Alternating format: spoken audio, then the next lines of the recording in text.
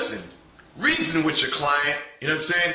Sometimes, listen, we guys, we know we people out here, we doing all this work for different people. You know, he said, I don't know about the next person, but I know for me, I do a lot of work for different clientele, you know what I'm saying? So sometimes, you know, a package can go out to the wrong place, you know what I'm saying? And, you know, or basically something can go wrong. Someone didn't, you know, maybe you didn't speak clearly enough for the client to get what you're saying. You know what I'm saying? Listen, things happen.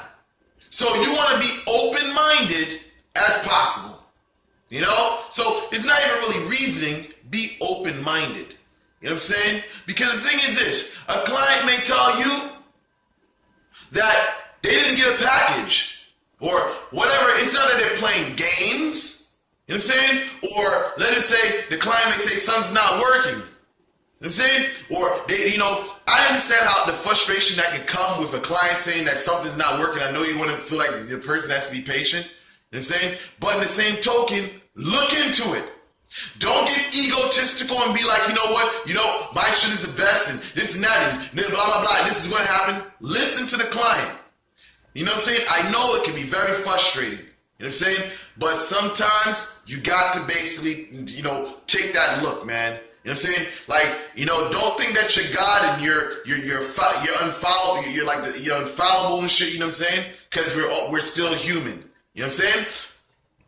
So my thing is investigate, because what you'll realize sometimes, even with the client too, you know, maybe she is in error, and basically when you're talking to her, maybe she can go over certain things. Like prime example, I mean, you know, this is how stupid I can be sometimes, right? Now, this client, I'm gonna give you an example. I remember I gave this client something to write. Now, my whole thing is I do so much work for different clients, you know, I gave her the wrong thing to write. You know what I'm saying? So for some time, I'm going back and forth with this client, you know, like what's going on? This is the environment, what, you know, blah, blah, blah, blah, blah, blah, blah, blah. You know what I'm saying? Then I realized that I gave her the wrong thing to write. So the thing was, you know, this is the reason why certain things were on standstill. Because I mean, it's the only thing we can really do as workers to find out why something is basically not working is because, you know, we have to go through, you know, process of elimination. We eliminate this, we eliminate that. Same thing when you're working with a spiritual altar. You know what I'm saying? You know, if you leave certain things, certain places, it's going to cause certain type of consequences. So you got to go around from different places and stuff like that to find out what, you know, what's wrong, what part of the altar is wrong. You know what I'm saying? So the same thing with spiritual work. You basically have to diagnose the situation through the process of elimination. So I say this is that, listen, hear your clients out. Put your ego down. Hear what they have to say, you know, and investigate. Because listen, what you'll probably realize is that either you made an error or maybe the client made an error. Because I think a lot of things end in spiritual work sour. You know what I'm saying? Because most people, they don't have the humility to reason with a client. You know what I'm saying? They are very egotistical. And that's how it leads into a situation, man, fuck this person. Now for me, when I first started, I was that type of person. I'd be like, man, fuck you. You know what I'm saying? Didn't care. You know what I mean? Again, I started this when I was very young.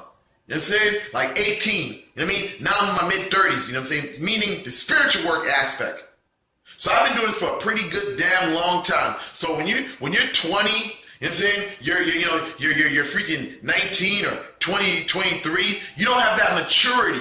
You know what I'm saying? You don't have that maturity. So, you know, for me, I was at that point where, you know, man, you don't want to listen? Man, fuck you. I don't give a fuck about whether you paid me money or not. You know, it's just mine. Fuck you. Hang the phone up. But when you mature in this, you know how to deal with things a different way. And it's sad that a lot of people who are in their 40s doing spiritual work for people who are even in their 50s, they haven't even matured to the point where they can put their ego aside. You know what I'm saying? Because again, when you let that ego play, that's how you form a bad reputation for yourself. You know what I'm saying? Because now, because your ego, you feel like, you know what? I'm going to hang the phone up and I'm not even going to ever call this client again whatsoever. You know what I mean? Now that's a bad report. Now it could have been that you made an error. It could have been that the client made an error. But the fact that you didn't reason out with that client to basically see if y'all could work things out, whatsoever, straighten things out, you never got a chance to know. So with that said, man, I just want to throw this word out there, you know what I'm saying? Because, you know what I mean? Being trills, man, I got to speak that reality. So with that said, I conclude this video. Thank you guys for watching.